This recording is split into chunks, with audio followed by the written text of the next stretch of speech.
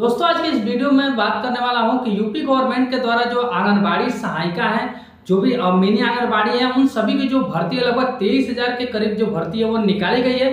तो इस वीडियो में आपको बताने वाला हूं कि इस आंगनबाड़ी की भर्ती में आप कैसे अप्लाई कर सकते हैं। अगर आप महिलाएं हैं या फिर आपके घर में कोई ऐसी महिलाएं हैं जो 12th पास कर चुकी हैं और उन्हें जॉब की जो जरूरत है, तो वो अपने गांव में ही वो अपना जो जॉब है वो ज्वाइन कर सकती हैं। आंगनबाड़ी की भर्ती है वो प्रत्येक डिस्ट्रिक्ट में, जितना भी यूपी का जो डिस्ट्रिक्ट है, सभी डिस्ट्रिक्ट में जिला वाइज इनकी जो भर्ती है वो निकाली गई है। तो मैं आपको इसमें पूरी जानकारी देने वाला हूँ कि इसमें जो योग्यता है वो क्या होने वाली है, साथ में जो एज है वो क्या इसमें होना चाहिए, डॉक्यूमेंट्स आपके पास क्या क्या होना चाहिए, अप्लाई कैसे आपको करना है, साथ में इसका सिलेक्शन प्रोसेस क्या होने वाला है, A to Z आपको जानकारी मिलेगी जिससे आप आसानी से अप्लाई भी कर सकते हैं और सबसे पहले जो जॉब है वो इसमें पा सकते हैं। तो चलिए वीडियो को स्टार्ट कर लेते हैं। उससे पहले आपसे एक रिक्वेस्ट है, अगर आपको वीडियो पसंद आता है तो प्लीज वीडियो को लाइक और चैनल को भी सब्सक्राइब जरूर कर लीजिएगा, जिससे ऐसे अपडेट आपको सबसे पहले मिल सके। तो दोस्तों सबसे पहले बात कर लेते हैं कि आंगनबाड़ी की जो भर्ती है वो ऑफिशियल साइट जो है आंगनबाड़ी.in पे वहां पे अपडेट कर दिया गया है। तो सबसे पहले बात कर लेते हैं इसमें योग्यता के बारे में। तो अगर आप 10th और 12th पास हैं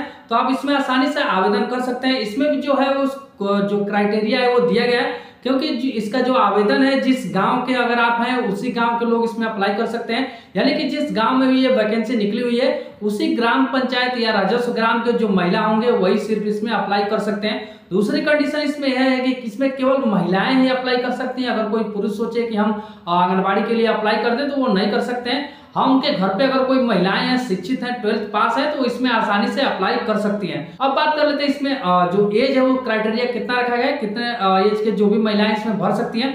तो जो मिनिमम एज है वो आपका 18 साल होनी चाहिए। वो तो आपको पता ही होगा, किसी भी सरकारी भर्ती के लिए आपका 18 साल एज होना अनिवार्य है। और लास्ट जो है जो 35 साल अगर आपका एज है तो इसमें चल जाएगा, यानी कि 18 से 35 साल अगर आपका एज है तो आप इसमें आसानी से जो है अप्लाई कर सकती हैं।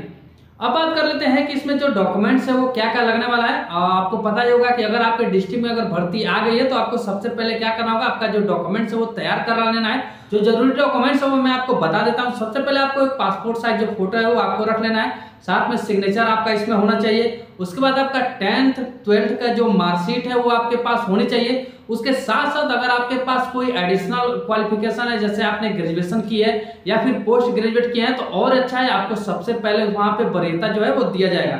उसके साथ साथ आधार कार्ड होना चाहिए और भी इसमें जो निवास प्रमाण पत्र है, यानी कि जो आपका डोमिसाइल होता है वो भी आपके पास होने चाहिए। उसके साथ साथ अगर आपके पास जाति प्रमाण पत्र है उसमें ये भी उसमें लगने वाला है। तो अगर आप SC ST से बिलोंग करते हैं तो आपको जाति प्रमाण पत्र तो जरूर बनवाना चाहिए। साथ में आय प्रमाण पत्र भी आपको बनवा लेना चाहिए, यानी कि आप जो तीनों डॉक्यूमेंट्स है आय जाति निवास आपको बनवा के कंप्लीट कर लेना चाहिए।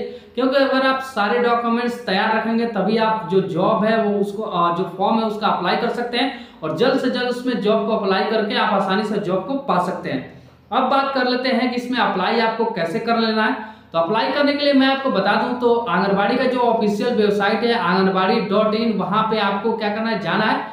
जाने के बाद या तो आप अपने मोबाइल फोन या कंप्यूटर से अप्लाई कर सकते हैं, या फिर नहीं होता है तो किसी भी साइबर कैफे पे जाके वहां पे बोलेंगे तो वो लोग आसानी से आपका जो फॉर्म है वो भर देंगे। और उससे पहले आपको देख लेना है कि आपके जो जिला है वहां पे भर्ती जो है वो एक्टिवेट हुई है या नहीं हुई है, क्योंकि कई ऐसे जिले हैं जहां पे अभी जो साइट है वो वहां पे एक्टिवेट नहीं किया गया है, लेकिन कई ऐसे जिले हैं जहां पे चालू हो गया है। तो जहां पे चालू हो गया आप ऑनलाइन इसे अप्लाई आसानी से कर सकते हैं। जो डॉक्यूमेंट्स में बताएं वो सारे डॉक्यूमेंट्स आप लेके जाइएगा। वहां पे जैसे आप डॉक्यूमेंट्स वहां पे देंगे वो साइबर कैफे वाला आपका आराम से अप्लाई कर देगा। अब बात कर लेते हैं कि अगर आपने फॉर्म फिलअप कर दिया, सारे डॉक्यूमेंट्स दे दिए, सारा काम हो चुका है, तो अब आपका जो सिलेक्शन प्रोसेस है वो कैसे होने वाला है। क्योंकि आप जानते होंगे कि आपके ग्राम पंचायत में अगर भर्ती निकली हुई है तो एक ही लोग तो फॉर्म अप्लाई करेंगे नहीं, उसमें कई लोग जो है वो फॉर्म अप्लाई करेंगे। कई महिलाएं ऐसे होंगी जो 12th पास की होंगी, तो उसमें जो भर्ती प्रोसेस है वो कैसे होगा तो मैं आपको बता दूं। तो जो भी आपने 10th और 12th जो आपने किया है तो ये जो भर्ती है पूरी मेरिट बेस पे होने वाली है, यानी कि आपका जो 10th का जो सर्टिफिकेट है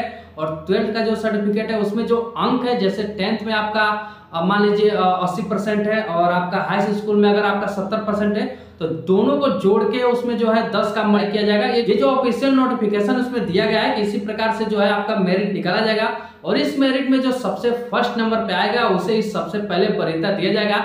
इसमें एक चीज और है कि मैं आपको पहले बता चुका हूं कि अगर आपके पास एडिशनल क्वालिफिकेशन है, यानी कि आपके पास ग्रेजुएशन है या फिर आपके पास पोस्ट ग्रेजुएशन है, तो आपको सबसे पहले वरीयता दिया जाएगा। तो अगर आप फॉर्म भरवा रहे हैं, वहाँ पे आपको हायर क्वालिफिकेशन मांग रहा है, तो वहाँ पे आप अप्लाई करें, वहाँ पे फॉर्म में भी फिलअप करें कि ग्रेजुएशन मेरा इस सन में कंप्लीट हुआ है और पोस्ट ग्रेजुएट भी मेरा कंप्लीट हो चुका है, तो आपको सबसे पहले जो वरीयता है इसमें दिया जाएगा। तो दोस्तों यही जो है आपका सिलेक्शन प्रोसेस होने वाला है। मैंने आपको इसमें बता दिया कि योग्यता क्या होनी चाहिए, डॉक्यूमेंट्स क्या क्या लगेगा, साथ में आपका एज क्या होना चाहिए, अप्लाई आपको कैसे करना है, सिलेक्शन प्रोसेस आपकी क्या रहने वाली है, सभी जानकारी मैं आपको दे दिया हूँ। चलिए मिलते हैं किसी नेक्स्ट वीडियो में नए जानकारी के साथ, तब तक के लिए आप सबको मेरा नमस्कार।